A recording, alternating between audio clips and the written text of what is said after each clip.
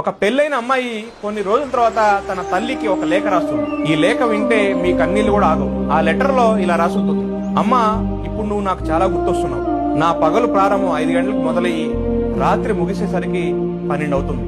అందరికీ వేడి వేడి భోజనం పెట్టిన తర్వాత నిజంగా నాకు బలంగా ఆకలి వేసినప్పుడు చల్లని ఆహారం తినే సమయంలో నువ్వు గుర్తొస్తున్నావమ్మా.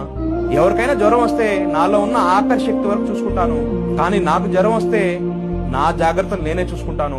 అప్పుడు నువ్వు బాగా గుర్తొస్తున్నావమ్మా. ఇంటి వారి అవసరాల కోసం పరుగులు తీస్తూ నా అవసరాలను మర్చిపోతాను, కానీ నా కోసం ఎవరు ఉండరమ్మా. అలాంటప్పుడు నువ్వు బాగా గుర్తొస్తావమ్మా. ఎన్ని ఇబ్బందులు వచ్చినా, ఎంత ఆరోగ్యం బాగాలేకపోయినా ప్రతిరోజు పిల్లలకి క్యారేజ్ రెడీ చేసేవాళ్ళమ్మా. అప్పుడు నువ్వు గుర్తొస్తావమ్మా అని ఒక కూతురు తన తల్లికి లేఖ రాస్తుంది. ఇది ప్రతి అమ్మాయికి ఎదురయ్యే జీవిత సత్యం. పెళ్లికి ముందు ప్రతి అబ్బాయి అంటాడు, నీకు మీ అమ్మ గుర్తు రాకుండా చూసుకుంటాను. కానీ అమ్మ స్థానాన్ని ఎవరూ భర్తీ చేయలేరు. ఎవరెన్ని చెప్పినా అమ్మ గుర్తు రాకుండా ఎవరు ఆపలేరు.